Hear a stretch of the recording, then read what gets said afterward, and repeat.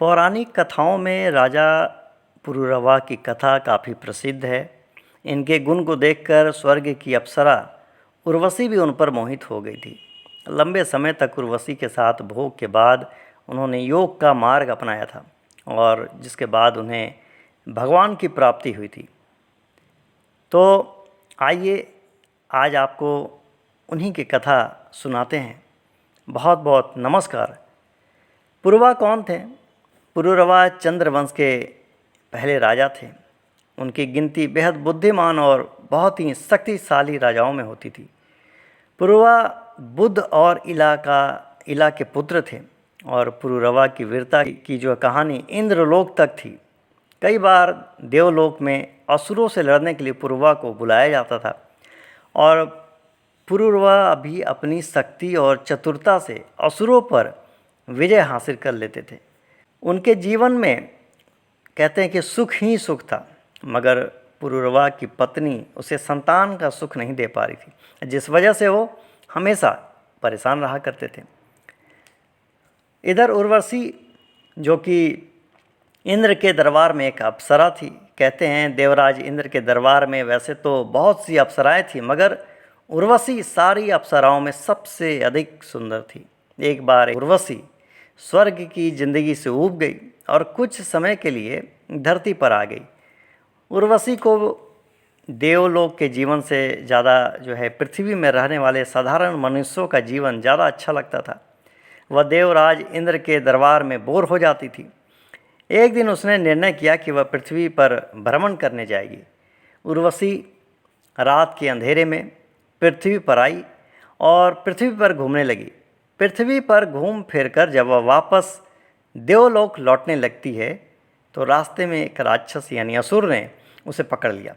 किसी तरह उर्वशी असुर से बचकर निकलती है और अपनी जान बचाते बचाते जो है दौड़ती हुई एक महल में जा पहुंची। वो महल राजा पुरुरवा का था। असुर उर्वशी का पीछा करता हुआ महल तक आ पहुंचा था। अपने पीछे असुर को महल में आते देखकर उर्वशी महल के बागीचे में जाकर छिप गई। राक्षस उसे महल में हर तरफ ढूंढने लगा।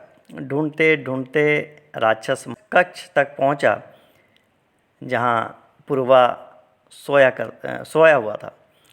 तो जैसे ही राक्षस पुरुरवा के कक्ष के सामने से गुजरा, पुरुरवा को एक बहुत ही गंदी गंध आई और कहते हैं कि पुरुरवा फिर जाग गया। जागते ही पुरुरवा ने अपने आसपास देखना शुरू कर दिया। तभी अचानक से उसे महल में घूमती हुई एक परछाई दिखाई दी। परछाई को देखकर पुरुरवा अपनी तलवार लेकर परछाई के पीछे चल दिया। किसी तरह राक्षस भी उर्वशी को ढूंढ लिया और उसे पकड़कर अपने साथ ले जाने लगा। ठीक उसी समय उर्वशी को राक्षस के चंगुल से बचाने के लिए राजा पुरुरवा वहाँ आ गए और उर्वशी को बचा लिया। और ठीक उसी समय उर्वशी को बचाते समय उन दोनों के शरीर एक दूसरे से स्पर्श हो गए और उनकी इस अनुपम स्पर्श ने उनकी ज़िंदगी बदल दी। पहली बार उर्वशी को किसी नश्वर मनुष्य ने छुआ था और इस स्पर्श ने उसका मन मोह लिया था। इसी तरह पुरुरवा का भी अप्सरा के प्रति आकर्षण हो गया। फिर भी वे दोनों अनजान थे कि एक दूसरे के मन में क्या चल रहा है, क्या है एक दूसरे के मन में। उर्वशी राजा की वीरता को देखकर बेहद आकर्षित हुई और वहीं राजा भी उर्वशी की सुंदरता पर मोहित हो गया था। मगर उर्वशी को वापस देवलोक भी लौटना था, सो वह लौट गई। मगर दोनों के मन जो है एक दूसरे के लिए, दोनों के मन में एक दूसरे के लिए प्रेम जो है वो पनप गए थे, यानी पनपने लगे थे। कहते हैं कि उर्वशी को इसी कारण श्राप भी मिला कि जब वो देवलोक पहुंची और वहाँ एक नाटक का आयोजन था। उर्वशी को उस नाटक में देवी लक्ष्मी की भूमिका निभानी थी और एक दृश्य में उसे पुरुषोत्तम नाम पुकारना था, मगर वह पुरुषोत्तम की जगह पुरुरवा नाम लेने लगी। नाटक को खराब करने के दंड स्वरूप ऋषि भरत ने उर्वशी को श्राप दिया कि वो पृथ्वी लोक जाएगी और एक राजा के प्रेम में पड़कर उसके बच्चों को जन्म देगी।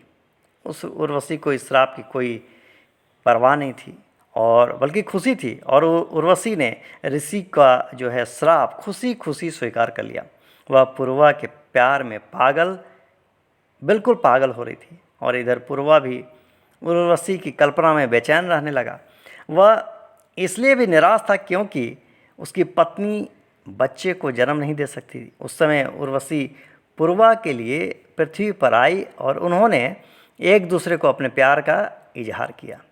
मगर श्राप के चलते उर्वशी जो है 3 शर्तों में बंधी थी, जिनके टूटने पर उसे पृथ्वी से फिर जो है वापस देवलोक लौटना पड़ता।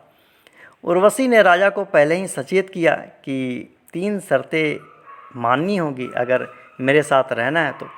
उर्वशी ने पहली शर्त बतलाई कि पूर्वा को उसकी 2 बकरियों की हमेशा सुरक्षा करनी होगी। दूसरी शर्त है कि जब तक वो पृथ्वी पर रहेगी तब तक वो केवल घी का ही सेवन करेगी, यानी घी पर पीकर ही रहेगी। उर्वशी ने पूर्वा के सामने तीसरी शर्त रखी कि वह शारीरिक संबंध यानी यौन संबंध बनाने के अलावा कभी एक दूसरे को निर्वस्त्र नहीं देखेंगे, यानी नग्न अवस्था में एक दूसरे को नहीं देखेंगे। पूर्वा ने उर्वशी की सारी जो है शर्तें मान ली और दोनों ने साथ रहना प्रारंभ कर दिया। लेकिन उर्वशी और पूर्वा की प्रेम कहानी में कुछ दुखद जो है मोड़ आना बाकी था। उन दोनों के प्यार से देवताओं को ईर्ष्या होने लगी। उर्वशी के बिना स्वर्ग सूना सूना सा था, इसलिए उन्होंने उसे पाने के लिए एक जाल बिछाया, यानी देवताओं ने एक जाल बिछाया। एक रात को गंधर्वों ने उर्वशी की जो बकरियां थीं उसको चुरा ली।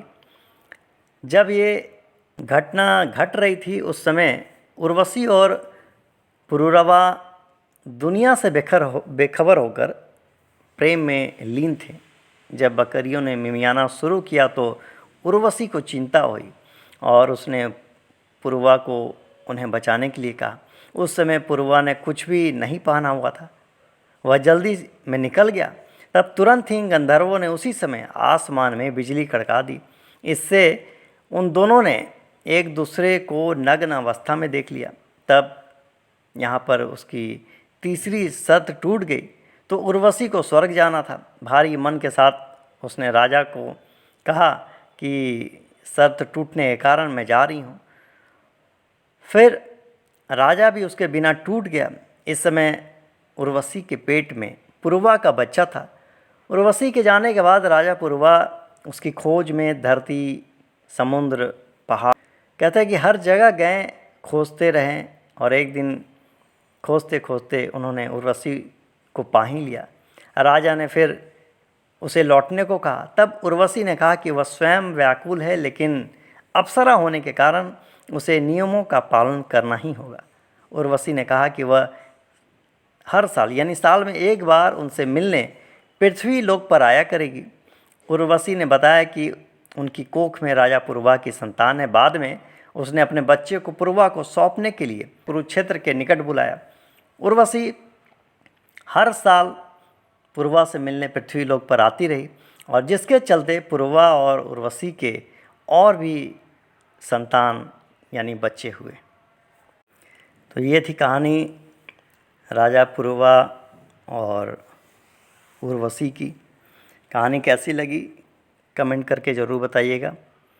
अच्छी लगी हो तो लाइक कीजिएगा, सब्सक्राइब कीजिएगा। इसी के साथ बहुत बहुत धन्यवाद।